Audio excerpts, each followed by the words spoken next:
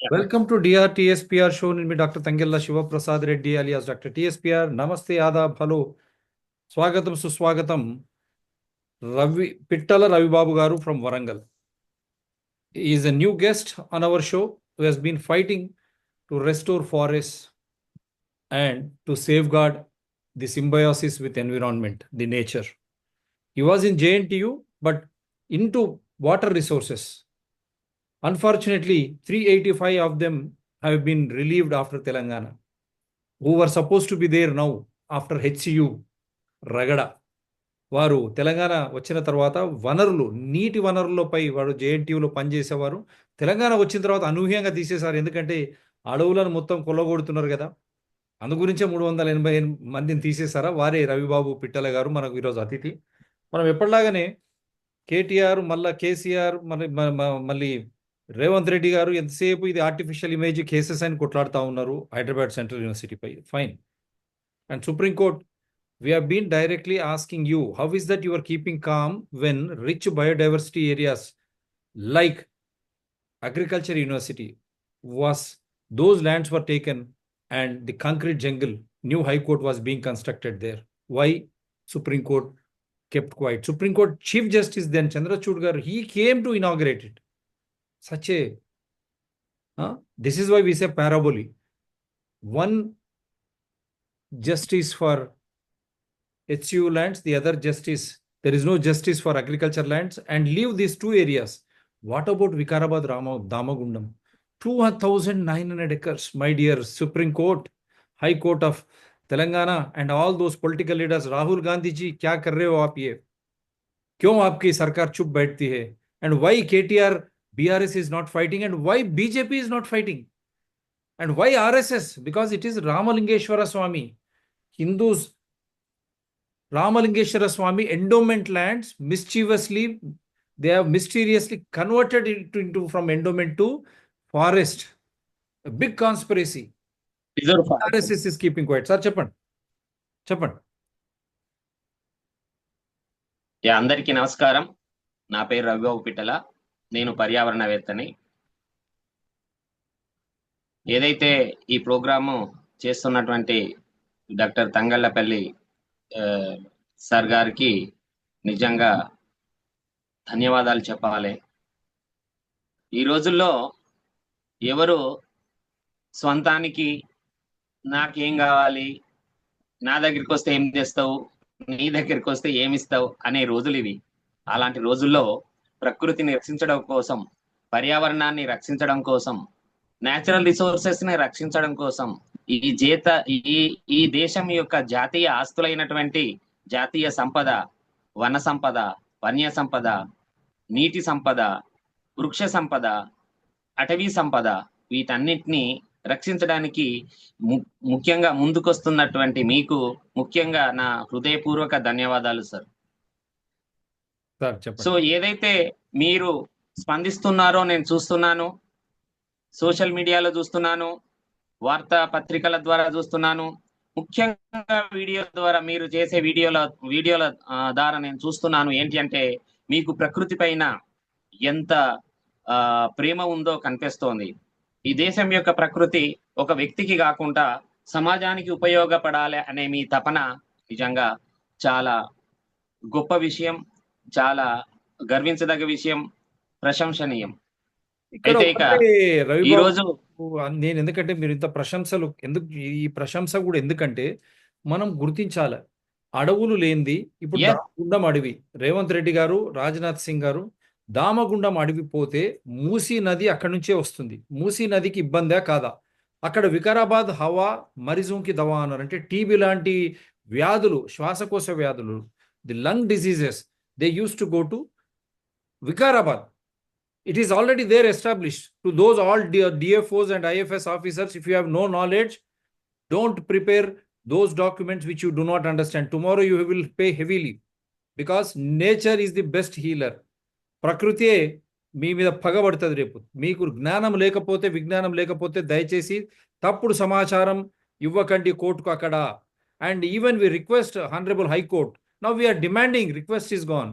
Now you clarify whether this document which they have submitted to High Court of Telangana, Is it extreme low frequency or very low frequency? Because there is a lot of difference between extreme low frequency and very low frequency. Now RSS, we are requesting you, we are demanding also, because Prime Minister comes to you only, doesn't speak to anyone, it doesn't come to press conference. Now we are demanding through RSS, the Honorable Prime Minister and the central government, including Defense Minister, whether this project at Naval Radar at Vikarabad, is it extreme low frequency project or very low frequency project? पहले ये बताइए हमारे को, क्या ये ELF है या VLF है? ఇది ముందు చెప్పండి. ఎక్స్ట్రీమ్ లో ఫ్రీక్వెన్సీ ఈఎల్ఎఫ్ విఎల్ఎఫ్.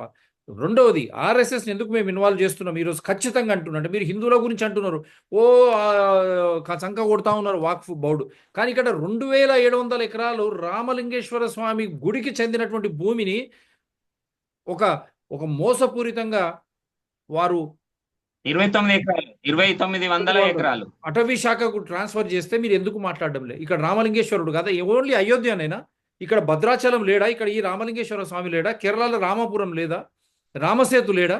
ఎంతసేపు మీ ఉత్తర ఈ north Indian western Indian domination only, we should survive. History, even history is here, Ram history. The same Ramalingeshwara Swami, 2900 acres with such a biodiversity forest. कितनी घनी जंगल है, 2900 एकड़ का रामलिंगेश्वर स्वामी के देवल का जो ये है, और उसको एक जंगल, देवल से जंगल के खाता में क्यों गया है? और क्या हमारे पास समुद्र है? या क्यों आप इस तरह बड़ी साजिश करके आज हैदराबाद ही नहीं पूरे देश को इस तरह कर रहे हैं? हम सुरक्षा के खिलाफ नहीं है, we are not against the security of the nation. మళ్ళీ చెప్తున్నాం, భారత దేశం యొక్క సెక్యూరిటీ మీరు ఏదైతే చెప్తా ఉన్నారో, భద్రత గురించి మేము కానే కాం, వెనుకపోయే ప్రసక్తే లేదు. కానీ భద్రత పేరు మీద మీరు ప్రజలను ఎందుకు వంచిస్తున్నారు? Why are you trying to confuse people in the name of security?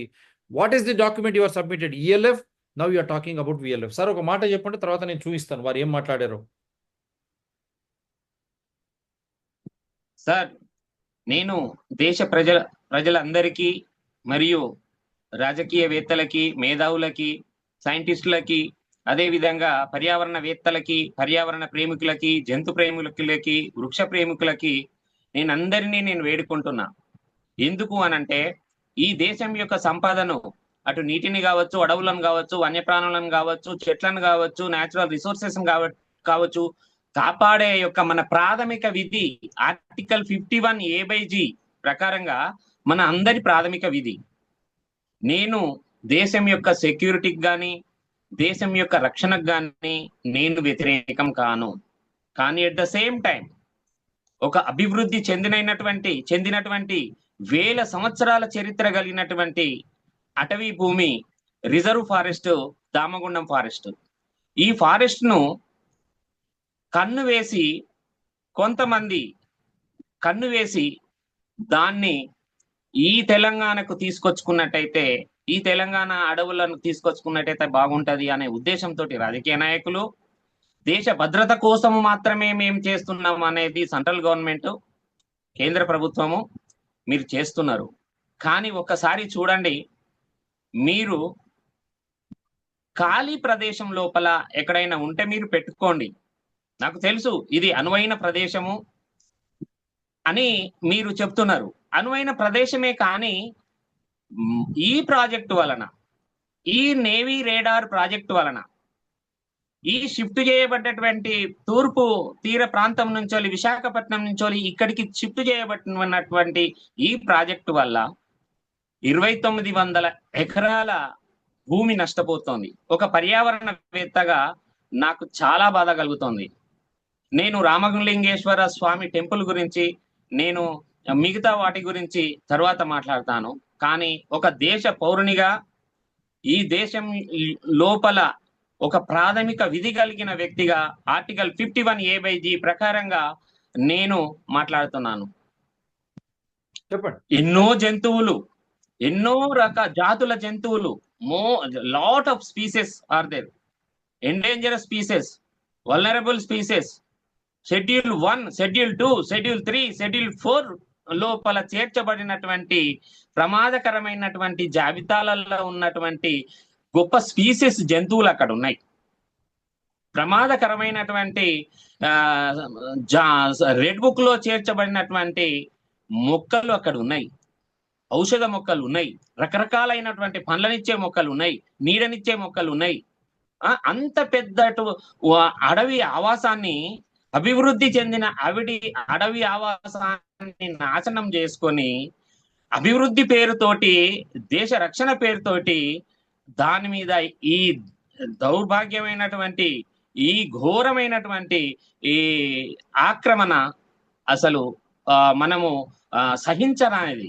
దీన్ని అందరూ ఆలోచించాలి. ఎందుకనంటే ఊపిరితిత్తులు హైదరాబాద్ కు 70 కిలోమీటర్ల హైదరాబాద్ కు 70 కిలోమీటర్ల దగ్గరలో ఉన్నటువంటి ఆ అడవి దామగుండమ్మ అడవి, వికారాబాద్ అడవులు. అంత ఆక్సిజన్ మొత్తం మనకి ఎక్కడి నుంచి వస్తుంది అని అంటే అడవుల నుంచే వస్తుంది. ఒక దేశానికి 33% ఉండాలి, అడవులు ఉన్నాయా? 23% కంటే లోపలనే ఉన్నాయి ఈ దేశం లోపల ఇప్పటికీ. మీరు కనుక పర్ హెడ్ క్యాపిటా కనుక చూసుకున్నట్టయితే 23 ఉన్నాయి. అదే మీరు వేరే దేశాలకు పోతే 6,000 పైన ఉన్నాయి పర్ హెడ్ క్యాపిటా చెట్లు. సో మరి మన దేశం లోపల ఈ దౌర్భాగ్య స్థితి ఏంటి? పర్యావరణం మీద జరిగినటువంటి అఘాయిత్యాల రిజల్ట్ వెంటనే రాదు, ఎందుకంటే అది మొత్తుకోదు. ఒక మనిషిని చెంప మీద కొడితే చెంప మంట మండి మళ్ళీ కొడతాడు, కానీ పర్యావరణం అట్లా కాదు. అది నిమ్మలంగా దాని యొక్క చేసినటువంటి దాన్ని సమతుల్యం చేసుకోవడానికి విపత్తుల రూపం లోపల మన దగ్గరకు వస్తుంది. మనం చూస్తూనే ఉన్నాము. అయ్యా, దేశ భద్రతను కోరే వాళ్ళైనా, దేశాన్ని పరిపాలించే వాళ్ళైనా మేధావులారా, నేను ఒకటే చెప్తున్నా. ఈ రోజు మనకు గత ఎపిసోడ్ చాలా చెప్పినాయి. ప్రపంచవ్యాప్తంగా చూసినట్టయితే ఎక్కడి నుంచి మన లవ్ కెనాల్ దగ్గర నుంచి ఎపిసోడ్ వెళితే నిన్నటి వరకు ఇక్కడ హైదరాబాద్ ఫ్లడ్స్ కావచ్చు, కేరళ ఫ్లడ్స్ కావచ్చు, ఉత్తరాఖండ్ ఫ్లడ్స్ కావచ్చు, లేకపోతే మొన్న దుబాయ్ లో జరిగినటువంటి ఫ్లడ్స్ కావచ్చు, ఇప్పుడు మొన్న 3 రోజుల కింద, వారం రోజుల కింద జరిగినటువంటి మయన్మార్ మన సిస్మిక్ అది కావచ్చు, భూకంపం. ఈ రకమైనటువంటి ప్రకృతి వైపరీత్యాలు మనం చేతులారా చేసుకుంటున్నాం. మనకు తెలియదు, మనకు తెలిసి కూడా ఇవన్నీ. కరోనా అప్పుడు ఏమనుకున్నాం మనం? అబ్బా, కరోనా వచ్చింది, మన ఇంట్లోకి వెళ్ళి 1 నెల రోజులు ఇంట్లోకి వెళ్ళి బయటకు వెళ్ళకుండా ఇంత పనిష్మెంట్ ఇచ్చింది ప్రకృతి ప్రకోపంతో, అయినా మనం మారట్లేదు. సో ఇది మనం ఆలోచించుకోవాలి. ఈ రోజు దామగుండానికి వస్తే దానికి ఒక సరి అయిన పత్రాలు లేవు. ఒక మూకుంబడితో, ఒక రహస్యంగా, ఒక మోసపూరితమైనటువంటి ఆలోచనతో ఆ భూమిని కొట్టేయాలనే ఉద్దేశంతో మాత్రమే అక్కడ ప్రాజెక్టును తీసుకొచ్చారు. ఏ పేపర్ సరిగా లేదండి. రవిబాబు గారు ఇంకొకటి, 400 ఎకరాలు హైదరాబాద్ యూనివర్సిటీ గురించి అక్కడ విద్యార్థులు అందరూ కొట్లాడుతున్నారు. బీజేపీ బీఆర్ఎస్ వచ్చి పోటీ పడుతున్నాయి. ఆల్ ఇండియా లెవెల్లో బీజేపీ డంకా పిటాయించి మా వాళ్ళని అరెస్ట్ చేసిండ్రు అని చెప్తున్నారు. మళ్ళీ ఇక్కడ ఈ 2,900 ఎకరాల్లో అటువంటి ఎన్ని నెమళ్ళు ఎన్ని ఉన్నాయి, విశిష్టమైనటువంటి జంతువులు, మొత్తం అక్కడ ఉన్నటువంటి ఆ నేల, ఎన్నో సంవత్సరాలతో ఆ చెట్లతో కలిగినటువంటి నేల, ఆ గాలి, అక్కడ పుట్టేటువంటి మూసీ నది హైదరాబాద్కి ఎంతో ముఖ్యం. అది గాలి అయినా నీరైనా ఇవన్నీ కూడా. మరి అటువంటి వికారాబాదు అడవి నేవల్ రాడార్కి ఇస్తుంటే ఎవరు? ఈ బీజేపీ బీఆర్ఎస్ కానీ మళ్ళీ ఎందుకు మాట్లాడతలేరు? వీళ్ళకి కనిపిస్తలేదా? ఆఫ్టర్ ఆల్ మీరు 400 ఎకరాలకు మాత్రమే అక్కడ జరుగుతున్నది వాస్తవమే, దానికి కూడా మేము కొట్లాడుతున్నాం. అది కూడా చేయకూడదు, ఎందుకంటే అది విద్యార్థులకు సంబంధించింది, విద్యార్థుల భవిష్యత్తుకు సంబంధించింది. టెక్నాలజీ పెరుగుతున్నది, చదువులు పెరుగుతున్నాయి, వాటికి తగ్గట్టుగా డిపార్ట్మెంట్స్ రావాలి, ల్యాబ్స్ రావాలి. ఆ యూనివర్సిటీకి ఆ జాగా ఉండాలి. ఆ జాగా ఎవరిది అన్నది నాకు అవసరం లేదు, కానీ అక్కడ ఉన్నటువంటి ఫ్లోరా కానీ ఫానా కానీ లేదా, దాన్ని వైల్డ్ లైఫ్ యాక్ట్ 1972 ప్రకారంగా మీకెక్కడిది? అక్కడ ఉన్నటువంటి జంతువులను, అక్కడ ఉన్నటువంటి పక్షులను, అక్కడ ఉన్నటువంటి సరీసృపాలను, రెప్టైల్స్ ను, అక్కడ ఉన్నటువంటి మిగతా జీవజాలాన్ని మీరు వేరే ప్లేస్ కి తరలించిన తర్వాత, అక్కడ ఆవాసాన్ని వాటికి ఆమోదయోగ్యంగా చేసిన తర్వాత, ఇక్కడి చెట్లను ఒక 1/2 అవర్ 1 లోపల ట్రాన్స్లోకేషన్ చేసిన తర్వాత అప్పుడు మీరు దాన్ని సాల్వ్ చేసుకోవాలి. చెట్లను మీకు వాయిస్ అదే చేస్తామని వికారాబాద్ లో వాళ్ళు ప్రభుత్వానికి అక్కడ కోర్టు కూడా చెప్పినటువంటి వైనం, కానీ అది ఏం చేయలేదు వికారాబాద్ అన్ని కోర్టు చేసింది. ఒక్కసారి నేను ఇది వీడియో చూపిస్తాను మనం కొద్దిగా. సుప్రీంకోర్టు సోమోటు ఎందుకు తీసుకుంటలేదు? అదే కదా, సుప్రీంకోర్టు హైకోర్టు సైలెంట్గా ఉన్నాయి వికారాబాద్ పోతుంటే. కేవలం 400 ఎకరాలు, ఎందుకంటే అక్కడ చంద్రబాబు నాయుడు యాంగిల్ ఉంది కాబట్టి బీజేపీ దాన్ని వాడుకొని వక్ఫ్, అది నేను మళ్ళీ ఆల్రెడీ చేశాను, మళ్ళీ చేస్తాను. అందు గురించి ఇది ఒక్కసారి నేను చూపిస్తాను చూడండి. ఇక్కడ ఇప్పుడు మీ స్క్రీన్ మీద ఉంది చూడండి. Government of India, ministry of environment, forest and climate change. ఎప్పుడు ఇది 4th November 2017 to the principal secretary. ఇవన్నీ ఉన్నాయి diversion. I'm directed to refer to the government of Andhra Pradesh, letter number 1980 for so and so 2009 acres of forest land in Damagundam for setting of VLF station, naval base at Pudur village and Mandal in favor of headquarters Eastern Naval Command, Visakhapatnam. In this connection, I am directed to say that on the basis of the complaints report furnished by the government of Telangana, wide letter so and so, ఈ 2017 అది diversion. ఇది ఈ విధంగా forest land చూడండి, ఇంత forest land. And KTR ఇంతకుముందు వాళ్ళు చెప్పాలి ఎందుకు ఇచ్చిండ్రు, ఎందుకు ఒప్పుకున్నారు. ఈజ్ క్లియర్లీ స్టేటింగ్ ఇక్కడ చూడండి, Damagundam land in favour of head quarters. ఎక్కడో నేవల్ హెడ్ క్వార్టర్స్ వాడు అక్కడ పెట్టుకొని, ఇక్కడ దామగుండం ఏందండి వాడు. ఇంకా చూడండి ఆంధ్ర, ఇది సెట్టింగ్ ఆఫ్ విఎల్ఎఫ్ స్టేషన్ అన్నాడు. ఇక్కడ చూడండి క్లియర్గా, at Pudur village with section 2 of Forest Conservation Act constituted by the central government and the secretary said so and so. Approval for the said diversion was granted by Minister of Letter, even number dated 15/1/2014. అంటే వీడు రావడం కేసీఆర్ చేసినటువంటి దుర్మార్గపు పనులలో ఇది ఒకటి. ఇక్కడ చూడండి, central government years by granted under forest so and so for setting off VLF station, naval base at Pudur village, Mandal in favor of headquarters so and so. Legal status idanta, right? The user agency shall pay the additional amount of NPV if so determined as per the decision of Honorable Supreme Court of India. Supreme Court మరి ఎందుకు second clearance, third clearance and ఇక్కడ షరతులతో కూడింది. ఇక్కడ చూడండి, ఇప్పుడు మీకు నేను చూపిస్తాను. VLF అన్నాడు కదా, very low frequency. Then I will show you this document. This will expose. See, very low frequency, my dear friends, entire India you watch. VLF very low frequency means 3 kilohertz to 30 kilohertz, 100 kilometers to 10 kilometers radius only wavelength. That means Eastern Naval is at Vizag. Yes. Now you are saying it is VLF. If it is VLF, even the sea is 500 to 600 kilometers away. When you are saying VLF, it should be nearer to the sea, as it is there in Tamil Nadu. But now, how can you set up VLF station in Vikarabad? Sir, చెప్పండి. ఇంకేది మీరు చెప్పండి, దీనికన్నా పెద్ద ఆధారం ఏం కావాలి? So ఇక్కడ వాళ్ళు VLF అనే తప్పుడు సమాచారాన్ని అధికారులకు, ఆ తర్వాత కోర్టులకు ఇచ్చిండ్రు. కానీ వాళ్ళు చేసేది VLF పేరు మీద వాళ్ళు ELF చేస్తారు. ఎందుకు అనంటే, దానికో ఏదైనా ఒక ప్రాజెక్టును ముందు పెట్టడానికి ఎన్విరాన్మెంటల్ ఇంపాక్ట్ అసెస్మెంట్ ఉండాలి. సో దాన్ని ఎక్కడ కూడా వాళ్ళు తెలియపరచలేదు. ఏంది అని అంటే అది సీక్రెట్, అది దేశ భద్రతకు సంబంధించింది, మీకు చెప్పాల్సిన అవసరం లేదు ఆ ప్రాజెక్ట్ గురించి అన్నారు. ఓకే, ఆ ప్రాజెక్ట్ గురించి చెప్పాల్సిన అవసరం లేదు, కానీ అది తెలుసు కదా రవిబాబు గారు. ప్రతి పౌరుడు ఒక రాజ్యాన్ని చెప్పాలి అందరికీ. కానీ నేను ఎందుకు చెప్తున్నాను, వెరీ లో ఫ్రీక్వెన్సీ అంటే 100 కిలోమీటర్ల నుంచి 10 కిలోమీటర్లు. వికారాబాద్ నుంచి 100 కిలోమీటర్ల సముద్రం ఉందా? ఒకటి. ఎక్స్ట్రీమ్ లో ఫ్రీక్వెన్సీ అని వీళ్ళు కోర్టుకి ఇచ్చిన డాక్యుమెంట్ అంటే 1,00,000 కిలోమీటర్స్ టు 10,000 కిలోమీటర్స్. నేను ఈ రెండు విషయాలు మీరు గుర్తుపెట్టుకోండి. This document exposes ruling party, erstwhile BRS, Congress, BJP, how they are trying to mastermind. They said in the court document, that also I will show you. Extreme low frequency means 1,00,000 kilometers to 10,000 kilometers range. That is the wavelength. And if it is VLF, it is only 100 kilometers to 10 kilometers. If it is a VLF, there is in the vicinity of Hyderabad. ఒక్కటి sir, ఇది ఒక్క document చూపించిన తర్వాత మీరు మిమ్మల్ని అడుగుతాను, ఎందుకంటే ఇది ప్రజలకు అర్థం కావాలి. ఎందుకంటే మనము షో కూడా ఎప్పుడు కూడా we try to do the show as per rule of law. Yes. There is no now I am showing this document. Now this document clearly this is the document High Court for the state of Telangana. Main case writ petition bill number 44 of 2020.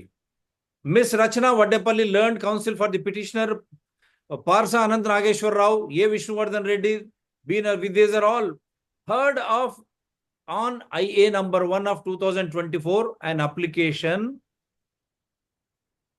seeking a direction to the respondents not to cut the trees in Damagundam Reserve Forest, Pudur Mandal, Vikarabad for establishment of CND, extremely low frequency radar center by the Eastern Naval Command, Visakhapatnam, respondent number 4. So here to the court, Telangana court, they are submitting that it is extreme low frequency ELF radar center by the Eastern Naval Command. How can Navy cheat the people of India, people of Telangana? What is this nonsense going on? ఇప్పుడు అర్థమైంది కదా sir? Extreme లో frequency. This is extreme లో frequency means now I will show you the document. Now I will show you this document, my learned friends across India. Now this is the document. Extremely low frequency means 1 lakh kilometers to 10,000 kilometers wavelength. What they are saying, very low frequency, 100 kilometers to 10 kilometers. This also I will try to expose now. What they have said. आ गया है। Yes. हम सभी बेसब्री से इंतजार कर रहे थे। मैं माननीय रक्षा मंत्री श्री राजनाथ सिंह जी से अनुरोध करती हूँ कि कृपया शिलान्यास पर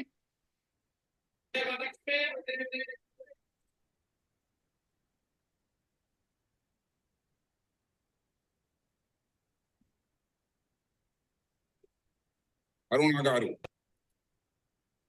vice admiral Rajesh Pendarkar, FOC in C, eastern naval command, MLA Shri Rammohan Reddy garu, MLA Shri Manohar Reddy garu, MLA Shri Yadav तया गारू, सेंटर और स्टेट गवर्नमेंट के सारे ऑफिशियल्स और यहाँ पर मौजूद इस क्षेत्र के रहने वाले अन्य सभी सम्मानित बहनों एवं भाइयों, मुझे इस बात की प्रसन्नता है कि आज नेशनल इंपॉर्टेंस के एक बहुत ही महत्वपूर्ण project very low frequency station का यहाँ पर शिलान्यास। Kindly understand, my dear India. हमारी सैन्य क्षमताओं को He is stating it is very low frequency. మళ్ళొకసారి వినండి.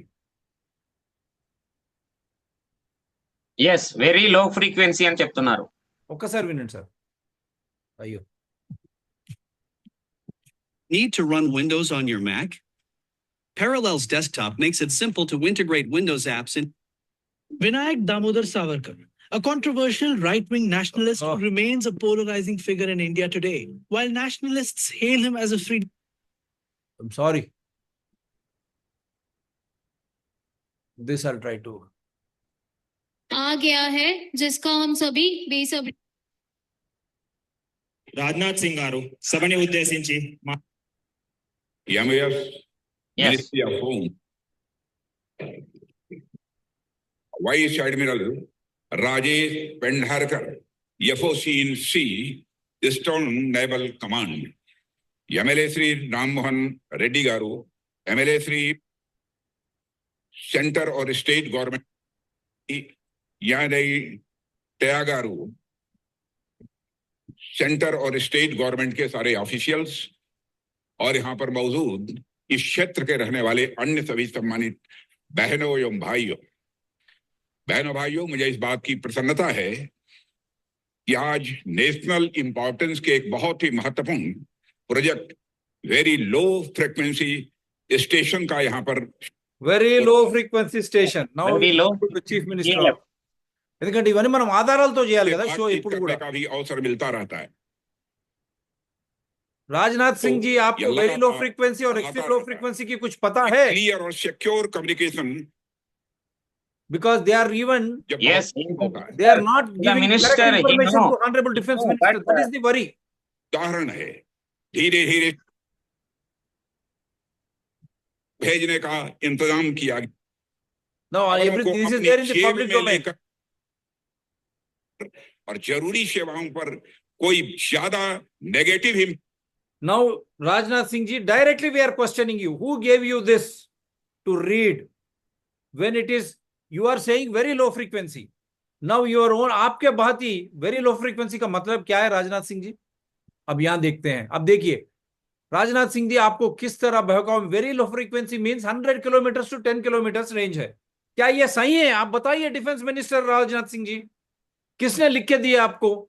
I am questioning directly Honorable Chief Minister Mr. Revant Reddy too, and all those elected MLAs, including the MP of Chevella. And he was talking so many about 400 acres, so many species in the floor of Parliament, Mr. Vishweshwar Reddy. But what about your own forest, Damagundam? Is it very low frequency? Very low frequency means it's only 100 kilometers to 10 kilometers range. Then what is the purpose of setting up this project in Vikarabad area? There is no sea, Samudram ledu. ఇక్కడ అవసరం ఏముంది? అక్కడ తమిళనాడులో సముద్రానికి 100 కిలోమీటర్ల దగ్గర పెట్టారు very low frequency. అంటే ఇది వెరీ లో ఫ్రీక్వెన్సీ ప్రాజెక్ట్ కాదు, ఇది ఎక్స్ట్రీమ్ లో ఫ్రీక్వెన్సీ ప్రాజెక్ట్ అని మీరే కోర్టుకి ఇచ్చిన డాక్యుమెంట్ ఒప్పుకోవడం ఇది నిజమా కాదా? ये क्या आपने जो कोर्ट को डॉक्यूमेंट दिया राजनाथ, ये एक्सट्रीमली लो फ्रीक्वेंसी है, माने 1 लाख किलोमीटर से 10,000 किलोमीटर का फ्रीक्वेंसी. इसका तबाही क्या होगा? What would be the danger of such project? Why are you lying in public stating that if it is very low frequency, but court document shows it is extremely low frequency, and even very low frequency is set up nearby the sea. సముద్రం దగ్గరనే very low frequency, ఎందుకంటే అది 100 కిలోమీటర్ల నుంచి 10 కిలోమీటర్ల wave length లో ఉంటుంది. మరి వికారాబాద్ చుట్టూ సముద్రం ఉందా? ఇంత అన్యాయమా? అందు గురించే కొందరు వీడియో పంపారు. ఇది కూడా చూసిన తర్వాత నేను మన గెస్ట్ తెలంగాణ రాష్ట్రానికి 3 వైపుల వాటర్ ఉందంట. మన నగరానికి మన రాష్ట్రానికి 3 మన తెలంగాణ రాష్ట్రానికి 3 వైపుల వాటర్ ఉందంట. మన నగరానికి మన రాష్ట్రానికి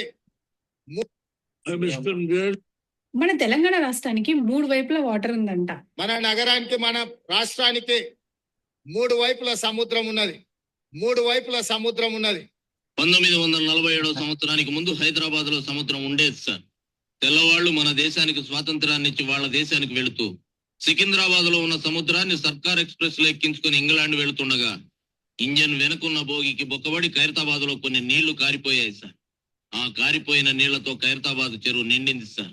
అప్పటి ఆ ట్రైన్ డ్రైవర్ పేరు హుస్సేన్ కాబట్టి అతని జ్ఞాపకార్థం ఆ చెరువును మనం ఈనాడు హుస్సేన్ సాగర్ గా పిలుచుకుంటున్నాం సార్. జోకులేస్తున్నావా? లేకపోతే ఏంటి సార్, హైదరాబాద్ లో గోల్కొండ ఉంటుంది, గండిపేట ఉంటుంది, కానీ సముద్రాలు ఎడారులు ఎందుకుంటాయి సార్?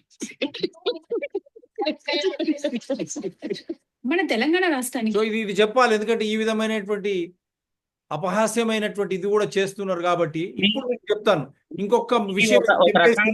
ఒక రకంగా చెప్పండి సరే. ఒక రకంగా లేదు రవిబాబు గారు, ఇది ఒక్క ఎక్స్ట్రీమ్ లో ఫ్రీక్వెన్సీ స్టేషన్ వల్ల నాశనం ఏందనేది ఒక్కసారి చూపించి మీ దగ్గరకు వస్తాను. ఇక మొత్తం మీరే మాట్లాడదు. పర్లేదు పర్లేదు, అట్లేం లేదు.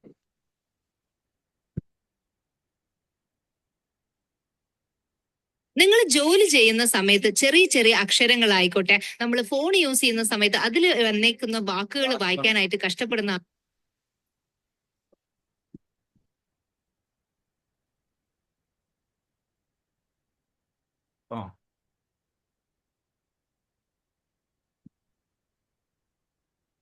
ഇത് പ്രിപ്യാത് സിറ്റി 80കളിലെ സോവിയറ്റ് യൂണിയന്റെ ഭാഗമായിരുന്ന യുക്രൈനിയൻ സോവിയറ്റ് സോഷ്യലിസ്റ്റ് റിപ്പബ്ലിക്കിന്റെ വടക്കൻ പ്രാന്തത്തിൽ സ്ഥിതി ചെയ്തിരുന്ന പ്രിപ്യാത്തിലേക്ക് 1986 ഏപ്രിൽ 27 11 മണിയോടെ 1000-ലധികം ബസ്സുകൾ നിരനിരയായി വന്നു കയറും.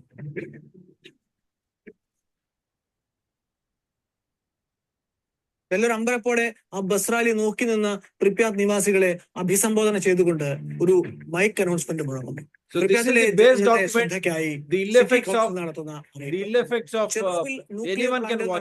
ഒരു അപകടത്തെ തുടർന്ന് നമ്മുടെ നഗരം റേഡിയേഷൻ കൊണ്ട് മലിനപ്പെട്ടിരിക്കുകയാണ്.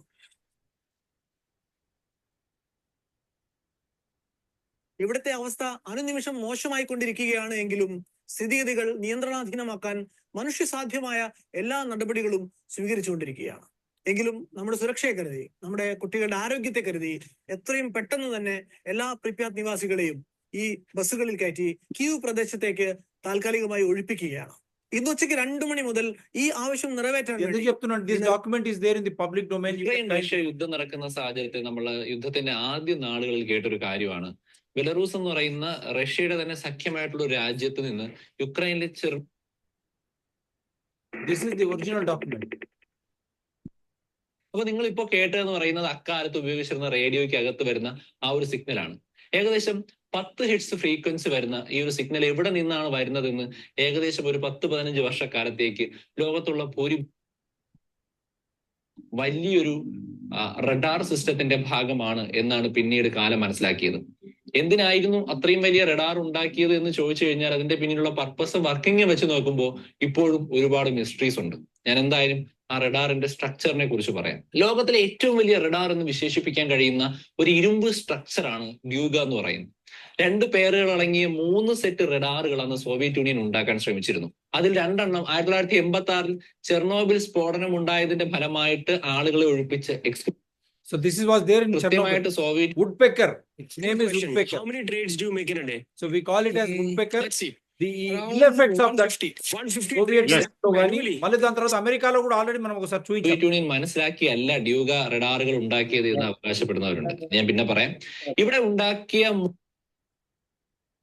ആള് ചെയ്യുവാനുള്ള ശ്രമങ്ങൾ നടത്തിയിരുന്നു എന്നും കുറച്ചുകൂടി കടന്ന ഒരു വലിയ കോൺസ്പിറസി തിയറി എന്നുള്ള നിലയ്ക്ക് ആളുകളുടെ മൈൻഡ് കൺട്രോൾ ചെയ്യുവാനുള്ള വേവുകൾ സെൻഡ് ചെയ്യാനുള്ള ശ്രമമാണ് നടത്തിയത് എന്ന് അവകാശം. That's what you can control the senses of humans. That is what that radar was all about in the Soviet Union, which was disbanded. The same thing was in America. అమెరికాలో కూడా ఇటువంటిదే పెట్టారు. అక్కడ దాన్ని తీశారు, అక్కడ శ్మశానం అయిపోయింది. సోవియట్ రష్యాలో కూడా ఇదే జరిగింది. అందుగురించి ఇది చూపిస్తా ఉన్నాను, ఆధారాలు కావాలి కాబట్టి. ఎస్ సార్, ఇంకా చెప్పండి. అయితే ఇక్కడ ఏంటి అంటే సార్, కోర్టుకు ఒకటి చెప్తున్నారు. అంటే ఈఎల్ఎఫ్ విఎల్ఎఫ్ అని ఒక దగ్గర రాశారు, ఈఎల్ఎఫ్ అని ఒక దగ్గర రాశారు. అదే విధంగా రాజ్నాథ్ సింగ్ గారేమో విఎల్ఎఫ్ అంటున్నారు. అదే విధంగా విఎల్ఎఫ్ అని అంటే మనకు హైదరాబాద్ నుంచి సికింద్రాబాద్ నుంచి వరంగల్ ఈ ఏరియాల వరకే పనిచేస్తాయి 100 కిలోమీటర్లు. అంటే దీన్ని బట్టి మనం ఏమర్థం చేసుకోవాలంటే కోర్టును తప్పుతో పట్టిస్తున్నారా, అసలు ఆ ప్రాజెక్ట్ యొక్క ముఖ్య ఉద్దేశం ఏంది, దాని వెనుకున్నది. నిజంగా రాడార్ స్టేషన్ కావాలంటే విఎల్ఎఫ్ పనిచేయదు. అది నావిగేషన్ కోసం కానీ జనరల్ గా ఈఎల్ఎఫ్ ను మనం ఎక్కడ యూజ్ చేస్తామంటే జనరల్ గా అట్మాస్ఫియరిక్ సైన్స్ లో యూజ్ చేస్తాం. అంటే వాతావరణ శాస్త్రానికి సంబంధించింది, వాతావరణం లోపల సంబంధించిన దానికి మనం ఎక్కువగా యూజ్ చేస్తాం. అదే విధంగా చాలా దూరపు పసిఫిక్ మహాసముద్రము, ఆ దూరం ఉన్నటువంటి సముద్రాల లోపల ఉన్నటువంటి అక్వాటిక్ లైఫ్ ని, ఫైటో ప్లాంక్టన్ కానీ, జూ ప్లాంక్టన్ కానీ, లేకపోతే ఇంకా మిగతా ఏవైనా అడుగు భాగంలో ఉన్నటువంటివి ఏదైనా ఉంటే వాటిని కనుక్కొనడానికి ఈ సైన్స్ ను వాడతాం. ఈ ఎలక్ట్రోమాగ్నెటిక్ స్పెక్ట్రమ్ లో ఉండేది ఇది ఎక్స్ట్రీమ్లీ లో ఫ్రీక్వెన్సీ ఈఎల్ఎఫ్. సో ఇది ఏంటి అని అంటే 100 కిలోమీటర్ల నుంచి 1,00,000 కిలోమీటర్ల వరకు ఇది దీని వేవ్ లెంత్ ను ప్రసరింపజేసుకొని ఆ లెవెల్లో ఉన్న అక్కడ ఉన్నటువంటి వాటి యొక్క స్పర్శని తీసుకొని, వాటి యొక్క ఉనికిని తీసుకొని మళ్ళీ వాపస్ తీసుకొస్తుంది అది. So this is that. So ఇక్కడ నేను అడిగేది ఏంటంటే ప్రాజెక్టు విషయాన్ని చెప్పొద్దు అన్నారు, ఓకే. మరి మీరు ఎట్లా చెప్పారు ప్రాజెక్టు విషయాన్ని మైక్ పట్టుకొని విఎల్ఎఫ్ అని? మీరు ఎట్లా చెప్తున్నారు కోర్టుకు ఈఎల్ఎఫ్ అని? మరి దాన్నే మీరు డొమైన్ లో పెట్టండి, పబ్లిక్ డొమైన్ లో పెట్టండి, వెబ్సైట్లలో పెట్టండి, చూసుకుంటాము మేము. అరే మాకు బాధ్యత ఉంది, మేము దేశ పౌరులమే కదా, మాకు కూడా బాధ్యత ఉంది కదా, దాన్ని చూసుకోవాలి కదా. ఇప్పుడు ఇందాక చెప్పినటువంటి వీడియో లోపల ఉన్నది ఏంది అని అంటే ఈ ఈఎల్ఎఫ్ ఈ తరంగాలు ఏవైతే ఉన్నాయో వీటి యొక్క ఫ్రీక్వెన్సీ చాలా లోగా వెళ్ళిపోతాయి. అంటే ఎక్కడ పోతాయి అంటే మనిషి యొక్క మెదడులోని న్యూరాన్ లోపల, మనిషి ఇప్పుడు నవ్వుతున్నాడు అనుకో వాడిని ఏడిపిస్తాయి, ఏడిపించేటోడు ఉన్నాడు అనుకో నవ్విపిస్తాయి. అంటే ఏంది, అంత కంట్రోల్ ఒక టెక్నాలజీ, అంత మనిషిని మొత్తము మానసికంగా చెప్తే రోబోట్ లెక్క చేయాలి, రోబోట్ లెక్క చేసే నాలెడ్జ్ చేయాలి. ఇప్పుడు ఆయన చెప్పిన విషయం ఏంటంటే, ఆయన వేరే లాంగ్వేజ్ లో ఇండియన్ లాంగ్వేజ్ లోనే చెప్పిండు. నేను అర్థం చేసుకున్నది ఏంటంటే మనిషి యొక్క న్యూరో ట్రాన్స్మిటర్స్ ని కూడా ఇవి కంట్రోల్ చేయగలవు. అంటే ఏం చెప్తే గవే చేస్తుంది. నువ్వు వెళ్ళి ఈ పని చెప్పుకొని రాపో, ఈ పని చేసుకొని రాపో అంటే అతను వెళ్ళి చేస్తాడు. కానీ సొంతంగా ఆలోచించుకునే పరిస్థితులు లేకుండా చేస్తున్నాయి. అంటే ఇది సామ్రాజ్యవాదానికి, డబ్బున్నోనికి అందరూ బానిసలుగా పనిచేయడానికి ఉపయోగపడే పరిస్థితులు ఈ ఈఎల్ఎఫ్కి ఉంటాయి. ఎందుకు సార్ నీకు పసిఫిక్ మహాసముద్రం కానీ మన హిందూ మహాసముద్రం మనకు ఉన్నాయి ఏంటి? 3 సముద్రాలు. మనకు 3 సముద్రాలు ఉన్నాయి. ఎక్కడ? ఓదికు బంగాళాఖాతం, ఓదికు హిందూ మహాసముద్రం, ఓదికు అరేబియా సముద్రం. ఈ 3 సముద్రాలే కదా మనకున్నాయి. ఈ 3 సముద్రాలు ఎన్ని వందల కిలోమీటర్లలో ఉన్నాయి లెక్కేసుకోండి. 7 లక్ష కిలోమీటర్ల వరకు మీకేం అవసరము? 1,00,000 కిలోమీటర్ల వరకు అవసరం ఏముంది అంటే ఈ దేశానికి కాదు, ఇది వేరే దేశాలకు కూడా ఇక్కడి నుంచోలే నడుస్తుంది. దీని వెనుక పెద్ద కుట్ర ఉన్నది అన్నది మనం తెలుసుకోవాలి. ఎస్, ఈ దేశ పౌరునిగా నేను ఈ దేశ ద్రోహిని కాదు. నేను ఈ దేశంలో పుట్టిన పౌరుని. ఈ దేశంలో ఉన్నటువంటి సైన్స్ అండ్ టెక్నాలజీని తెలుసుకోవాల్సిన బాధ్యత నాకుంది. కాబట్టి నేను మాట్లాడుతున్నా. మీరందరూ తెలుసుకోవాలి. మీరందరూ తెలుసుకొని ఏంటి అనంటే ఈఎల్ఎఫ్ పెడితే ఎందుకు పెట్టిండ్రు, విఎల్ఎఫ్ యొక్క తరంగ దైర్ఘ్యం ఎంత, వాటి యొక్క ఫ్రీక్వెన్సీ రేంజ్ ఎంత, అది అది మనం తెలుసుకోవాలి. ఇది తెలియకుండా ఇది ఎన్విరాన్మెంటల్ ఇంపాక్ట్ అసెస్మెంట్ ప్రాజెక్ట్ కోసం ఎక్కడన్నా పెట్టినరా? కంపల్సరీ ఒక ప్రాజెక్ట్ స్టార్ట్ చేసే ముందే దానికి యొక్క అంచనా, పర్యావరణ అంచనా ప్రభావ పత్రము, ఒక రిపోర్ట్, ఏది ఎన్విరాన్మెంటల్ ఇంపాక్ట్ అసెస్మెంట్ చేశారా? ఎక్కడైనా చూపించారా? పెట్టారా?